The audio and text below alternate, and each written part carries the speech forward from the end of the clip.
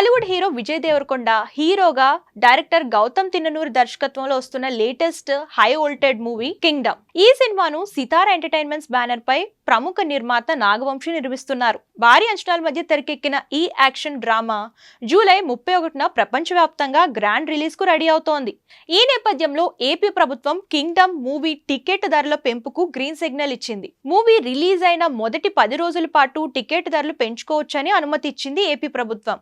ఈ మేరకు single screen థియేటర్లలో ₹50, మల్టీప్లెక్స్ల్లో 75 వరకు పెంచుకునే అవకాశం కల్పించింది. ఇదిలా ఉంటే ఈ సినిమా రిలీజ్ డేట్ దగ్గర పడడంతో ప్రమోషన్స్ లో జోరు పెంచింది మూవీ యూనిట్. ఈ క్రమంలోనే తాజాగా ట్రైలర్ అప్డేట్ ఇచ్చారు.